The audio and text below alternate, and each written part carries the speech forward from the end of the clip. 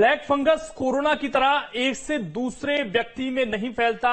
ये communicable disease नहीं है। कोरोना की चपेट में आ चुके डायबिटीज से पीड़ित लोगों को ये फंगल इन्फेक्शन होने का ज्यादा खतरा है।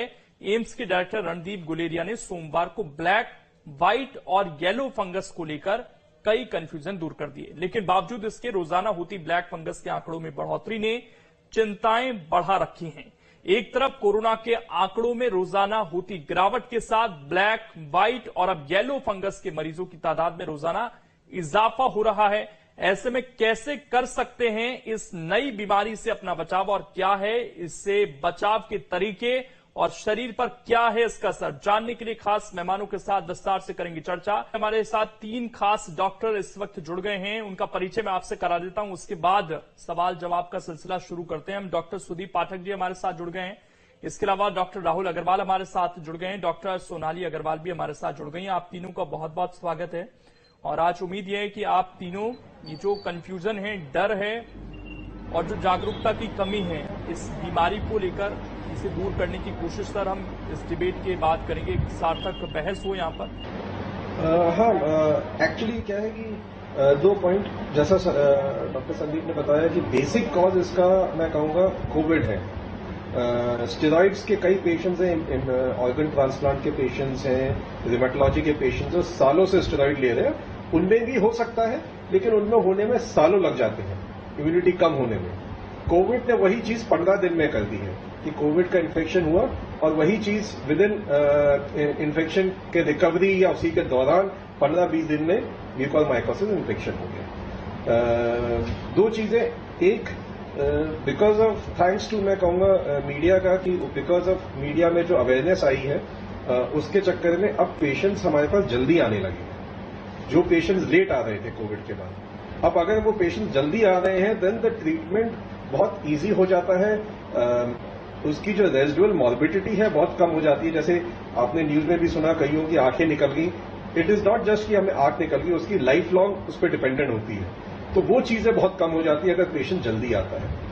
अगर बहुत ही इनिशियल स्टेज में भी आ जाए तो कई बार, जैसे डॉक्टर साहब ने बताया, इंजेक्शन एम्फोटेरेसिन बी की अवेलेबिलिटी में दिक्कत है, बट जो उसकी अदर मेडिसिन है जैसे टैबलेट पोज़ाकोनाज़ोल अवेलेबल है, तो हम उसके अगर बहुत इनिशियल स्टेज में पेशेंट आ रहा है तो विद दोस मेडिकेशन ऑल्सो जो अवेलेबल है पोज़ाकोनाज़ोल, उसके साथ भी हम उसका ट्रीटमेंट कर सकते हैं। इनिशियल स्टेज में आ रहा है तो हो सकता है उसको ऑपरेशन की जरूरत भी ना पड़े नहीं पड़े, again patient to patient depend करता है। लेकिन अगर जल्दी आता है तो पेशेंट की residual morbidity, cost of treatment सब में कम हो जाता है। मैं पहला रिएक्शन सोनाली अग्रवाल जी आपका भी लेना चाहूंगा। इसमें कुछ और इन्फॉर्मेशन आप जोड़ना चाहेंगे क्या? उसके बाद जो और जनता से जुड़े सवाल हैं वो एक एक कर मैं आपसे पूछूंगा।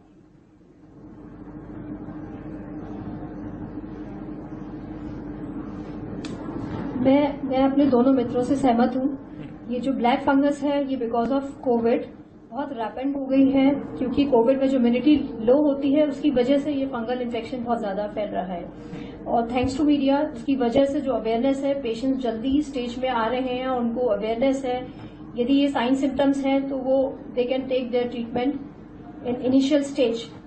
सो जो बिल्कुल कॉम्प्लिकेशंस हैं उनका रेट है, बट वही आता है कि एम्फोटेरेसिन बी इंजेक्शंस अवेलेबिलिटी नहीं है इंडिया में, इतनी सप्लाई नहीं है, इसलिए केसेस और जल्दी से बढ़ रहे हैं। राहुल अग्रवाल जी, मास्क को लेकर क्योंकि बार बार कहा जा रहा है, जो मास्क की हमारी आमतौर पर प्रैक्टिसेस हैं अभी तक लोगों की, उसमें क्या बदलाव अब हमें करना चाहिए ताकि इस बीमारी से बचा जा सके?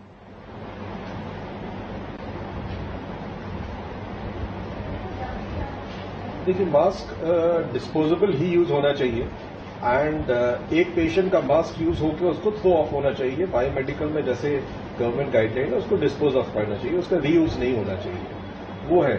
बट अगेन मैं कहूंगा कि mask is not the only one. देखिए, ये फंगस आप समझिए ये एनवायरमेंट में है, आपके घर में है ये फंगस, आपके बेड में खराब के जो गद्दे होते हैं उसमें हो सकता है, आपके गार्डन में हो सकता है, हर जगह है। तो ये कहना कि मास्क की वजह से हुआ, नहीं, मास्क एक वजह है, दैट आई एग्री, एक वजह है मास्क, लेकिन उसकी बेसिक वजह है कि आपकी इम्यूनिटी कम हुई है कोविड से। तो आपकी अगर इम्यूनिटी कम हो गई और आपने मास्क नहीं भी लगा तो भी हो सकता है, मास्क लगा और वो इन्फेक्टेड हुआ, रीयूज हो गया या पानी उसका ढंग से नहीं हुआ, सॉइल्ड मास्क हुआ, तो हो सकता है वो आप में जल्दी हो जाए। लेकिन अगर कोविड ने आपकी इम्यूनिटी एक लिमिट से ज्यादा कम कर दी तो वो तो आपको हो जाएगा, वो आपको आपके अपने घर से के गार्डन से भी मिल जाएगा, आपके अपने घर के गार्डन से भी मिल जाएगा। तो बेसिकली उसका इलाज और प्रिवेंशन यही है कि जो भी ऐसे सस्पेक्टेड केसेस हों जिनमें भी साइन सिम्टम डेवलप हो, जिनमें हल्का सा भी भारीपन लगे फेस पे, नाक में कोई मवाद आए, कोई भी हल्का सा ब्लीडिंग हो, नेजल ब्लॉकेज हो, नाक में बंद हो, कोई निशान आए, तो तुरंत नाक कान गले के डॉक्टर को दिखाएं, उसकी जांच कराएं और जल्द से जल्द उसका इलाज करें। जितनी जल्दी उसका इलाज, उतना हल्का इलाज और उतना अच्छा ट्रीटमेंट है। मैं इसी पर आ रहा था सोनाली, अब क्योंकि इलाज के बारे में भी कहा जा रहा है कि जो इंजेक्शन हैं, जिन दो का जिक्र बार बार होता है, वो बहुत महंगे हैं, तो लोग वैसे बहुत डरे हुए हैं इस चीज को लेकर, लेकिन आप लोग बार बार इस चीज पर ध्यान दे रहे हैं कि अगर शुरुआत में आ जाए तो इलाज उतना ज्यादा महंगा भी नहीं है। तो मैं ये इलाज जो होता है इसका कैसे होता है, कितना महंगा होता है, और शुरुआती तौर पर आ जाए तो कितना खर्चा एक पेशेंट का आता है, ये तो कुछ चीजें जो आपसे समझना चाहूंगा। और एंड में क्या स्टेज इसकी होती है लास्ट, जिसमें बचा पाना बड़ा मुश्किल होता है डॉक्टरों के लिए?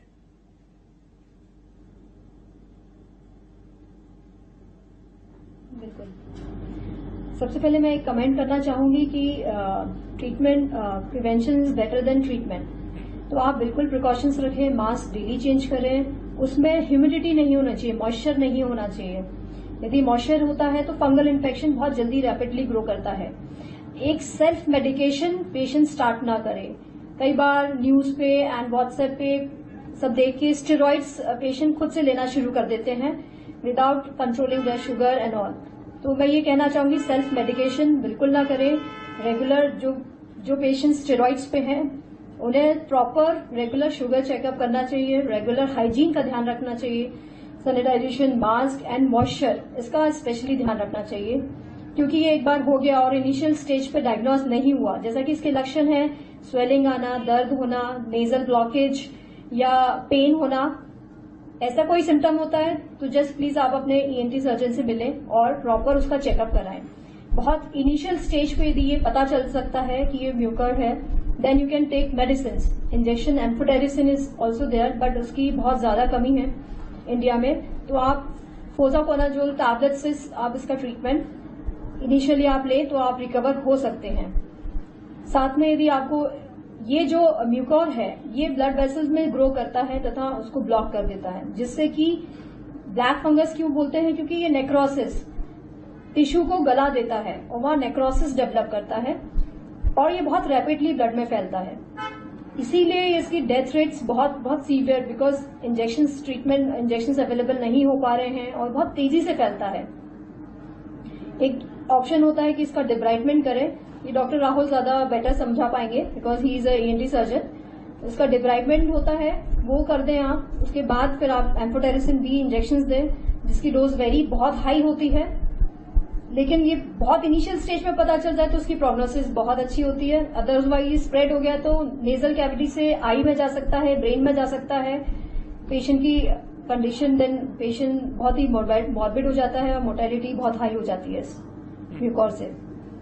ठीक है राहुल जी, इस पर कुछ कहना चाहेंगे आप? जो मैंने सवाल पूछा कि अगर इनिशियल स्टेज में मरीज आपके पास आ रहा है तो क्या केवल कुछ दवाइयों से काम चल जाता है? बहुत ज्यादा खर्चे की बात नहीं, क्योंकि लोग डरे भी हुए हैं कि 6,000-7,000 का इंजेक्शन हम कैसे खरीदेंगे।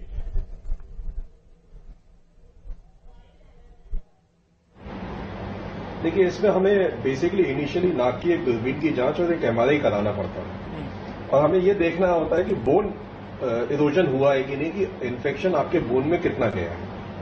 अब हमारा अगर इन्फेक्शन सिर्फ साइनस तक लिमिटेड है, हम उसको स्टेजिंग भी उसी तरीके से होती है कि सिर्फ साइनस में है, साइनस से आंख में गया है कि नहीं, और आंख से अगर ब्रेन की तरफ गया है कि नहीं या ब्रेन में गया है कि नहीं। एक बार वो बोन इरोजन होने के बाद आंख तक घुस गया तो इंजेक्शन एम्फोटेरिसिन भी आपको मस्ट है। ऑपरेशन उसका प्राइमरी इलाज नहीं है।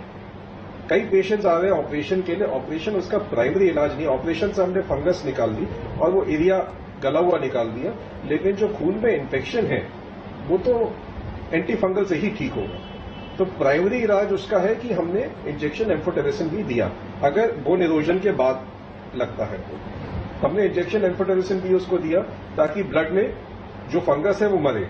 लेकिन वहां पे जो डेड टिश्यू है, जो फंगस क्या करता है, खून का बहाव रोक देता है और डेड टिश्यू हो जाता है। जो डेड टिश्यू है वो ब्लैक होता है, इसलिए इसको ब्लैक फंगस कहते हैं। एक्चुअल में फंगस ये व्हाइट होती है, ब्लैक नहीं होती है। तो वो जो डेड टिश्यू है, हम उस डेड टिश्यू को निकाल रहे हैं और उस एरिया में जो विजिबल फंगस है हमने उसको निकाल दिया। लेकिन जो फंगल इन्फेक्शन बॉडी में है वो तो एंटी फंगल से ही ठीक होगा। तो अगर हमारे पास एंटी फंगल नहीं है, हमने ऑपरेट भी कर दिया, तो बहुत ज्यादा हम कुछ हेल्प नहीं कर पाएंगे। लेकिन अगर यही पेशेंट इनिशियल में अब जैसे पेशेंट पिछले हफ्ते 10 दिन से बहुत इनिशियल स्टेज में आने लगे, जब उनको कोई बोन इरोजन नहीं है, बहुत इनिशियल स्टेज में आ रहे हैं, तो अगर इतने इनिशियल स्टेज में आ रहे हैं तो हमारे पास एक ऑप्शन होता है, टैबलेट्स में अवेलेबल है, क्योंकि इंजेक्शन एम्फोटेरिसिन भी नहीं है, वो हाँ बेटर पड़ता। लेकिन अगर वो नहीं है तो और भी ऑप्शंस हैं हमारे पास। मैं उन ऑप्शंस को भी जानूंगा सर आपसे, थोड़ा सा छोटे से ब्रेक में मुझे रुकना है। इनिशियल मेडिकेशन, बिल्कुल ये जो इनिशियल मेडिकेशन की बात आप कर रहे हैं इसको मैं विस्तार से जानूंगा। छोटा सा ब्रेक, जल्द वापस लौटें, चर्चा जारी है।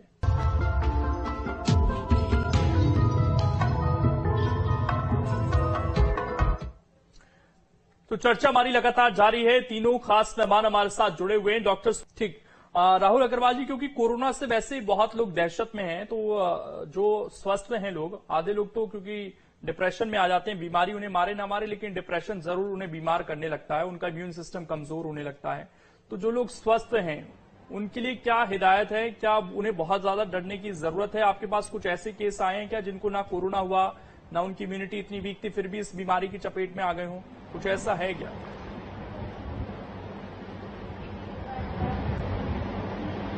नहीं, ऐसे कोई नहीं है पेशेंट की जिनको कोरोना नहीं हुआ और वो इस बीमारी के चपेट में आ गए। मेरे एक्सपीरियंस में तो नहीं है और मेरे हिसाब से किसी और के एक्सपीरियंस में भी नहीं होंगे। देखिए, जैसा अभी आप डिस्कस कर रहे थे, डॉक्टर साहब ने भी बोला, हमारे कई पेशेंट्स आते हैं जो सीजन चेंज पे एलर्जी बोल के आते हैं कि हमें एलर्जी है।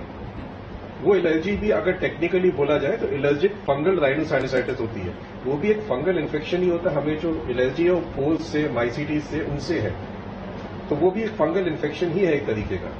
लेकिन बॉडी की इम्यूनिटी अच्छी होती है कि उससे हम सिर्फ छींक मार के निकल जाते हैं। अभी जो भी पेशेंट आ रहे हैं इन फंगल इन्फेक्शन, जो नॉर्मल फंगस भी है, सिर्फ एक म्यूकोज नहीं है, बहुत सी फंगल इन्फेक्शन होते हैं नाक में। हमारे पास कई ऐसे भी पेशेंट आ रहे हैं जो ब्लैक फंगस नहीं है, लेकिन उनमें भी फंगल इन्फेक्शन बहुत हैवी हो रहा है, लेकिन वो ब्लैक फंगस नहीं है। ऐसे कई पेशेंट्स आ रहे हैं, लेकिन उनमें भी इनिशियल लेवल में जो भी आ रहे हैं तो वो बहुत इजीली ट्रीटेबल है विद मेडिकेशन। 10 में से 2 में ही सर्जरी लग रही है, बाकी सब विद मेडिकेशन ट्रीटेबल है। लेकिन हाँ, बस ये है कि डरे नहीं। अगर कोई सिम्टम हो, पैनिक ना हो, नाक कान गले पे डॉक्टर को दिखाएं और उसका इनिशियल में जांच करें। अगर कुछ है तो ट्रीटमेंट लें, नहीं तो नहीं। अर्ली आइडेंटिफिकेशन बहुत इंपॉर्टेंट है। डॉक्टर सोनाली, जैसा डॉक्टर सुदीप बता रहे थे कि गर्मियों का सीजन बहुत मदद करता है इस फंगस को फैलने, और अब तो बारिश का मौसम आने वाला है, नमी और ज्यादा रहेगी, तो क्या ये और पीक कर सकता है? आने वाले दिनों में हमें और ज्यादा संभल कर रहना पड़ेगा बारिश में?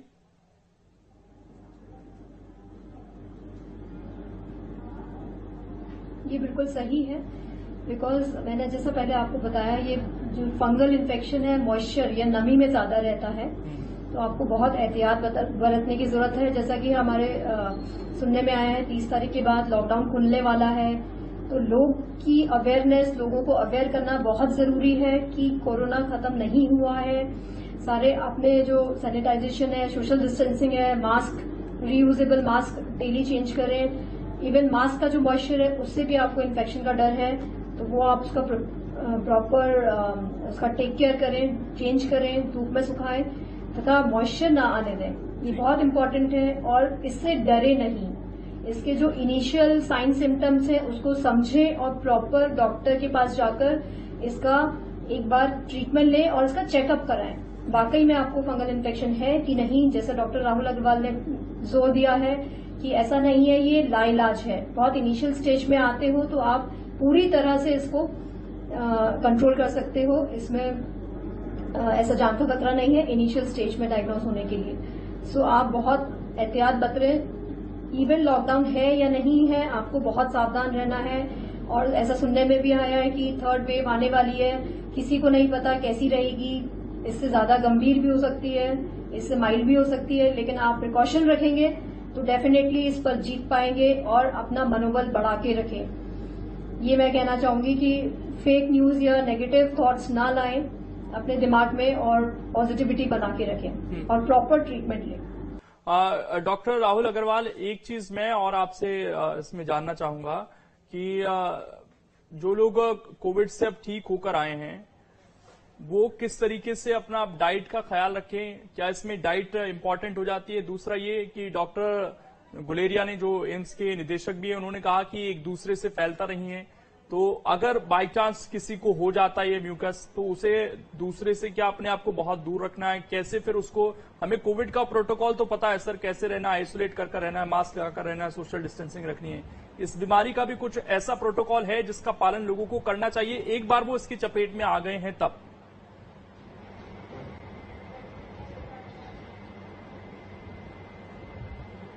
नहीं, ये कंटेजियस नहीं होती है बीमारी, एक से दूसरे को नहीं फैलती है। ये सिर्फ उसी में होती है जिसमें इम्यूनिटी कम हो। हाँ, अगर आपके घर में एक को म्यूकोरमाइकोसिस हो गया है और दूसरा कोई ऐसा पेशेंट है जो अभी कोविड से रिकवर हो रहा है, उससे जरूर मैं कहूंगा दूर रखें।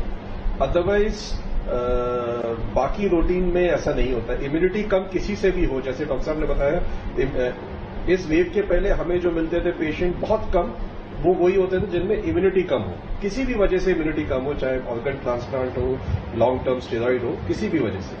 अभी पोस्ट कोविड मोस्टली जो पेशेंट है वो कोविड की वजह से, तो कंटेजियस डायरेक्टली नहीं है, लेकिन हाँ, दूसरा कोई कोविड रिकवर्ड पेशेंट है जिसकी इम्यूनिटी कम है, उसमें लग सकता है। अदरवाइज जनरल पब्लिक में डायरेक्टली नहीं लगता। अगर कोई आपके घर में ऑर्गन ट्रांसप्लांट का पेशेंट है जो रेगुलर स्टेरॉइड्स पे चल रहा है, हाँ, उसमें लग सकता है, बट कंटेजियस नहीं होता है। उसको वैसे भी लग सकता है अगर ये पेशेंट ना हो तो। वन, सेकेंडली, बेसिकली इसमें अवेयरनेस एंड जल्द इलाज। डॉक्टर के पास जाएं, जो आपका, जिससे भी आप कंसल्ट कर रहे हैं, उसको प्रॉपर उसका इलाज लें, वही एक लौता ऑप्शन है इसमें डीले ना करें। जितना डीले करेंगे उतना आगे मॉर्बिडिटी और मोर्टेलिटी के चांसेस बढ़ जाते हैं। एक चीज मैं आपसे जानना बाकी जो, हाँ, डाइट का आपने पूछा था, डाइट कोविड के बाद ठीक। मैं एक चीज और सवाल पूछ लेता हूँ सर, जो बोल रहे थे आप उसको भी पूरा कर लीजिएगा। सवाल ये है कि हमारे देश में हम कोरोना को लेकर तैयार नहीं थे। हमारे जो फ्रंटलाइन वॉरियर्स हैं, डॉक्टर्स हैं, उन्होंने बड़े कम सुविधाओं के चलते इलाज किया लोगों का, अपनी जान भी गंवाई।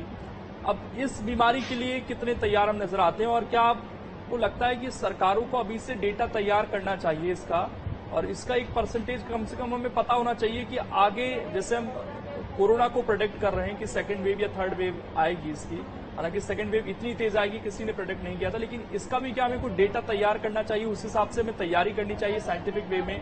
क्योंकि हम देख रहे थे बहुत जगह से ऐसी खबरें आई कि ENT डॉक्टर्स ही नहीं है, तो अगर वो स्पेशलाइज्ड डॉक्टर नहीं है तो क्या दूसरे डॉक्टर की ट्रेनिंग हो सकती है कि वो इलाज कर पाए? क्या ऐसी संभावना है? इसको लेकर तैयारियां हमें किस तरह की करनी है आने वाले समय के लिए?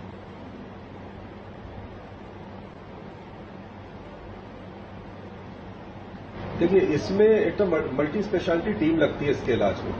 ENT डॉक्टर का जो बेसिक डायग्नोसिस है वो ENT सर्जन कर रहा है, लेकिन आपको इसमें नेफ्रोलॉजिस्ट, क्योंकि जो एम्फोटेरेसिन भी इंजेक्शन वगैरह है किडनी डैमेज करते हैं, तो उसमें फिजिशियन या नेफ्रोलॉजिस्ट होना जरूरी है साथ में। एंड जो ऑपरेटिव होता है वो ENT सर्जन का पार्ट रहता है इनिशियल में, अगर जब तक नाक में या आंख तक इन्वॉल्व है। अगेन, क्योंकि ये जो सर्जरीज हम कर रहे हैं ये दूरबीन से होती है नाक के अंदर, तो जो ENT surgeons endoscopic sinus surgery में स्पेशलाइज्ड है वो ही इसके लिए कर पाएंगे। तो एंड ऐसी स्पेशलिटी इतनी जल्दी डेवलप करना, क्योंकि इसमें बहुत सालों की ट्रेनिंग लगती है, इतनी, इट्स नॉट अ थिंग जो हम ओवरनाइट डेवलप कर सके ये प्रैक्टिस और ये स्पेशलिटी, वो नहीं पॉसिबल। फ्यूचर के लिए हाँ, डेटा होना चाहिए ताकि हम उस चीज को समझ सकें। कई चीजें हैं, जैसे फर्स्ट वेव और सेकेंड वेव में डिफरेंस चीजें समझ में आई, अगर हमारे पास डेटा होगा तो हम उसको एनालाइज करके, कुछ हो सकता है नहीं, कुछ और नॉलेज बढ़े, तो डेटा तो ऑब्वियसली होना चाहिए। एंड जो पहला आपने पूछा था डाइट, जैसे कोविड में हमें मालूम है हाई प्रोटीन डाइट होनी चाहिए, वो होनी चाहिए इस इम्यूनिटी के लिए भी। Otherwise also high protein diet is a must. जो नॉनवेज खाते हैं, एग वाइट ले सकते हैं, चिकन ले सकते हैं, जो वेज खाते हैं, पनीर आज के डेट में हर हॉस्पिटल्स में ही उस पनीर दिया जा रहा है, तो हाई प्रोटीन डाइट होनी चाहिए। And treatment point of view से भी अगेन मैं बार बार जो मैं इस पॉइंट पे आ रहा हूं, अवेयरनेस सबसे इम्पोर्टेंट है। अगर एक लिमिट से बाद पेशेंट आता है, और दूसरा क्या है कि हम लोगों के पास क्या है, व्हाट्सएप में कई भ्रम बहुत फैल जाते हैं व्हाट्सएप न्यूज में कि वो लौंग डाल के ठीक हो जाएगा, ये डाल के ठीक हो जाएगा, उस चक्कर में पेशेंट लेट होते हैं। यही पेशेंट हम पिछले 10 दिन के पहले तक, जब तक मीडिया में नहीं था इतना अवेयरनेस, 10 दिन पहले तक हमारे पास जो पेशेंट आ रहे थे बहुत लेट आ रहे थे। अब पिछले 10-15 दिन में जब से मीडिया में इतना आ गया ब्लैक फंगस का, पेशेंट इतने जल्दी आ रहे हैं, तो हमारे लिए ट्रीटमेंट करना, जबकि इंजेक्शन एम्फोटेरेसिन अवेलेबल नहीं है, फिर भी बहुत ईजी हो जा रहा है। बहुत पेशेंट्स हैं जो ट्रीटेबल हैं without injection amphotericin on a initial stage. एक लिमिट के बाद बोन इन्वेजन हो गया, एक लिमिट के बाद फिर आपको वो चाहिए। तो नेक्स्ट वेव के पॉइंट ऑफ व्यू से भी देखिए, ये इन्फ्लुएंजा ग्रुप का वायरस है, म्यूटेट तो होगा ही, एवरीवन नोज कि वो म्यूटेट होगा। अब वो म्यूटेट होके और अग्रेसिव बनेगा कि और माइल्ड बनेगा, ये गॉड नोज क्या होगा। वी प्रे कि भैया और अग्रेसिव ना बने। किसी ने नहीं सोचा कि सेकेंड वेव इतनी अग्रेसिव आई। हो सकता है थर्ड बहुत माइल्ड है, गॉड हेल्प अस, माइल्डली हो, लेकिन हमें उस चीज के लिए प्रिपेयर रहना होगा। हमारे पास मेडिकेशन होगी, व्यवस्था होगी, तो एज अ डॉक्टर हम कुछ कर पाएंगे।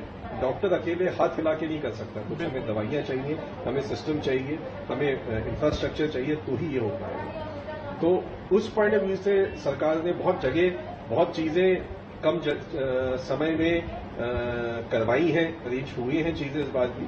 सर, अपनी इसमें पॉपुलेशन को एक देखते चीज हुए में मैं और आपसे जानना चाहूंगा, कई जगह इसमें वही मैं कहूंगा कि आगे भी एक पेशेंट ऐसे भी सर नजर में आए जिनको शुरू में लगा कि मेरे दांत में दर्द है, दाढ़ में दर्द है, और उन्होंने उस दाढ़ को निकलवाया अपने। बाद में कोरोना से ग्रसित थी, बाद में उनकी सूजन आई फेस पर, हॉस्पिटल गए तो उनको बताया गया कि आपको फंगस हो चुका है, और बाद में उनकी डेथ की भी खबर है।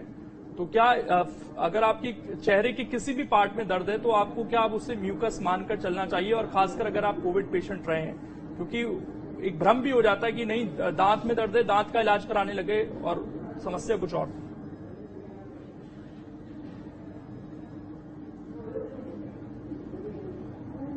सही है। इनफैक्ट आज की डेट में हमारे पास कुछ पेशेंट्स ऐसे भी आ रहे हैं, दांत का दर्द है तो डेंटिस्ट पहले उनको रेफर कर रहे हैं कि पहले आप देख लो म्यूकॉल तो नहीं है। पोस्ट कोविड, अगर कोविड के बाद आप निकले हैं, अगले महीने 1.5 महीने के अंदर आपको फेस पे सूजन, नाक बंद, दांत में दर्द, लिप्स में नमनेस आए, सूजन आए, आपका महसूस होना कम हो, कहीं पे भी रेडनेस और सूजन आ रही है, पेन हो रहा है, भारीपन हो रहा है, सबसे पहले आप ब्लैक फंगस का देखें, उसको रूल आउट कर दें कि हाँ वो नहीं है। फिर हम किसी ऑपरेटर पे जाएं। अगर आप डेंटल ट्रीटमेंट, क्योंकि अगर आपने जैसे आपने बताया, हमने कोई भी ऑपरेटिव काम किया बिना एंटी फंगल के, तो वो मरीज के लिए बहुत हानिकारक हो जाएगा। ये कई न्यूज आ चुके हैं कि जिसमें ऑपरेशन हुए हैं और वो डेथ हुई है बिकॉज एंटी फंगल नहीं। अगर म्यूकॉल है, इनिशियल स्टेज में है, टैबलेट्स अवेलेबल है, एक्सटेंसिव स्टेज में इंजेक्शन एम्फोटेरेसिन भी लगता है। With the cover of anti fungal आपको ऑपरेट करना होता है, तो डायग्नोस करना बहुत जरूरी है उसको। बिल्कुल। डॉक्टर सोनाली अग्रवाल, क्योंकि डेटा की हम बात कर रहे थे, अगर हमारे पास डेटा होगा तो शायद हम ये भी बेहतर पता लगा पाएंगे कि कौन से वो मरीज हैं कोविड के जिनको ज्यादा समस्या आई है। क्या सभी डायबिटिक को आ रही है या कुछ स्टेरॉइड्स का इसमें असर आ रहा है? तो डेटा का होना शायद बहुत जरूरी है। कई सरकारों ने इसको ये तो घोषित कर दिया है कि ये महामारी है, लेकिन अभी भी ठीक तरीके से डेटा सरकार नहीं दे पा रही कि कितने मरीज हैं, कितने लोगों की मौत हुई है, कितने इंजेक्शन है। इसका बड़ा अभाव है इस वक्त। मध्य प्रदेश, छत्तीसगढ़ की हम खासकर बात कर लें तो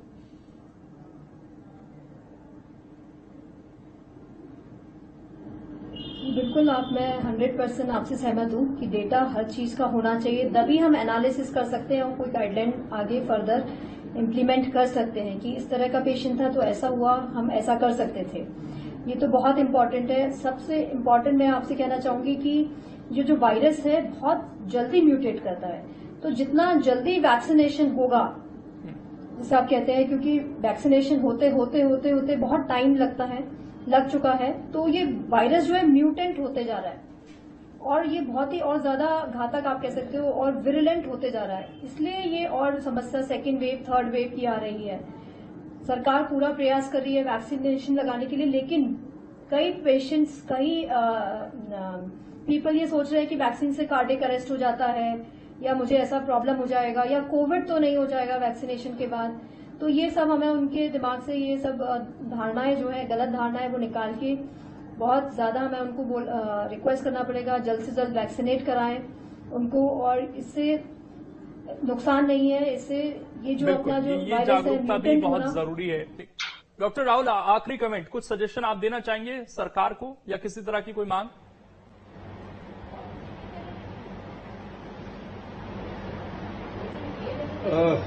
दो तीन चीजें। एक, अवेयरनेस प्रोग्राम चाहे मीडिया से हो चाहे प्रिंट मीडिया से हो, अवेयरनेस बहुत जरूरी है। एंड सेकेंडली, जो भ्रम फैला रहे हैं लोग, उन पर थोड़ा स्ट्रिक्ट हो सरकार, जिसकी वजह से कई बार पेशेंट्स लेट आते हैं, कई बार जैसे डॉक्टर सुनानी बोला वैक्सीन लेने में डिले हो रहा है। जो भ्रम फैला रहे हैं और पेशेंट्स को बरगला रहे हैं, मरीजों को, और उनकी वजह से डिले हो रहे हैं, उन पे थोड़ा एक स्ट्रिक्ट एक्शन हो। तीसरा, जो अब चीजें बहुत फास्ट हो चुकी है, जैसे डॉक्टर साहब ने बोला, इंजेक्शन एम्फोटेरेसिन भी हमारे पास अवेलेबल हो, कुछ जल्दी से इलाज के लिए पहुंचे अगर जरा सा भी कोई सिम्टम दिखता है, बहुत जरूरी। सर, समय कम है इसलिए मैं माफी के साथ आपको रोक रहा हूं। बहुत डिटेल में आप तीनों ने जानकारी दी, बहुत बहुत शुक्रिया आप सभी का जुड़ने के लिए। उम्मीद है कि लोगों के बहुत सारे भ्रम, डर जरूर कम हुए होंगे इस डिबेट के बाद।